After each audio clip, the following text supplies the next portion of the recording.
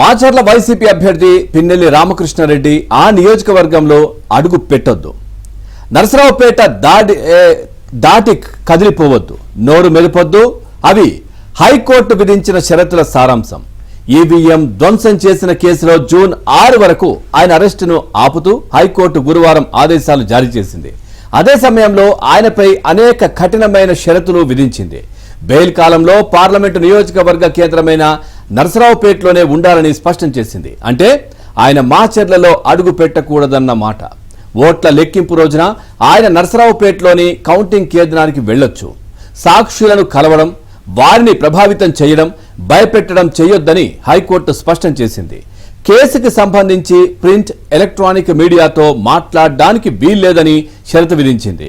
నేర ఘటనలను పునరావృతం చేయొద్దని, వాటిలో జోక్యం చేసుకోవద్దని ఆదేశించింది. ఇక తన అనుచరులు ప్రజల శాంతి భద్రతలకు భంగం కలిగించకుండా చూడాల్సిన బాధ్యత రామకృష్ణారెడ్డిదేనని హైకోర్టు స్పష్టం చేసింది. పిన్నెల్లి కదలికలను నిరంతరం పర్యవేక్షించడంతో పాటు అతనిపై నిఘా ఉంచేలా పోలీసు అధికారులను ఆదేశించాలని చీఫ్ ఎలక్టోరల్ ఆఫీసర్ కు స్పష్టం చేసింది. కోర్టు నిర్దేశించిన షరతులను ఉల్లంఘించినట్లయితే చట్ట ప్రకారం చర్యలు తీసుకునేందుకు పోలీసులకు వెసులుబాటు ఇచ్చింది. కేసుకు సంబంధించిన పూర్తి వివరాలతో కౌంటర్ దాఖలు చేయాలని పోలీసులను ఆదేశిస్తూ విచారణను జూన్ 6వ తేదీకి వాయిదా వేసింది. ఈ మేరకు హైకోర్టు న్యాయమూర్తి జస్టిస్ వెంకట జ్యోతిర్మయి మధ్యంతర ఉత్తర్వులు జారీ చేశారు.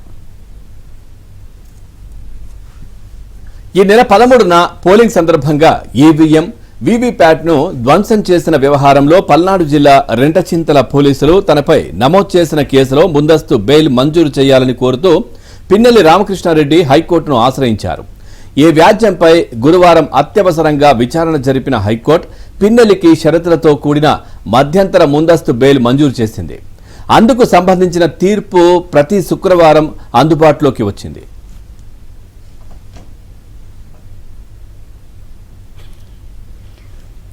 మరోవైపు పల్నాడు జిల్లాలో పోలింగ్ రోజు ఆ తర్వాత జరిగిన హింసాత్మక ఘటనలపై సిట్ దర్యాప్తు వేగంగా కొనసాగుతోంది. ఘటనలకు సంబంధించిన వీడియోలను సిట్ అధికారులు నిశితంగా పరిశీలిస్తున్నారు. దాడులకు చేస్తున్న వీడియోలకు సంబంధించి కనిపించిన వ్యక్తులపై కేసులు నమోదయ్యాయా లేదా అంటూ పోలీసు అధికారులను నిలదీస్తున్నారు. వీడియో దృశ్యాలలో కనిపించిన వారి పేర్లు నమోదు చేసుకుంటున్నారు. ఆ పేర్లు పోలీసులు నమోదు చేసిన ఎఫ్ఐఆర్లో ఉన్నాయా లేదా అనేది పరిశీలిస్తున్నారు. నర్సరావుపేట పట్టణంలోని పోలీస్ స్టేషన్లో నమోదైన కేసుల రికార్డులను మరోసారి సిట్ అధికారి సౌమ్య లతా శుక్రవారం పరిశీలించారు. ఘటనలకు సంబంధించిన వీడియోలను పరిశీలించారు. రెంటచింతల మండలంలో జరిగిన ఎన్నికల హింసాత్మక ఘటనలపై సిట్ అధికారి రమణమూర్తి మరోసారి అక్కడికి పోలీస్ స్టేషన్లో రికార్డులను పరిశీలించారు. కేసుల నమోదు జరిగిన తీరుపై పోలీసు అధికారులను ప్రశ్నించారు.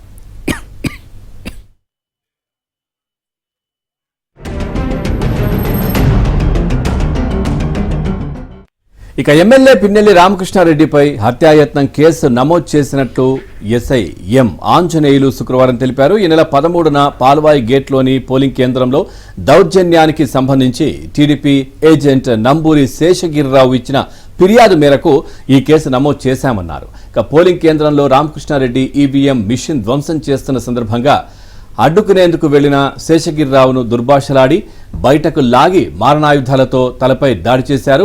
ఈ దాడిలో శేషగిరిరావు తలకు 6 కుట్లు పడ్డాయి. భయం గుప్పిట్లో వారం రోజుల తర్వాత అజ్ఞాతం బీడి టీడీపీ మాచర్ల అభ్యర్థి బ్రహ్మారెడ్డి, వడ్లరామయ్య, ఎస్టీ నేత దారు నాయకులతో కలిసి ఆయన డీజీపీ హరీష్ కుమార్ గుప్తాకు ఫిర్యాదు చేశారు. ఈ ఫిర్యాదు ఆధారంగా రామకృష్ణారెడ్డిపై 307 సెక్షన్ కింద హత్యాయత్నం కేసు నమోదు చేశారు.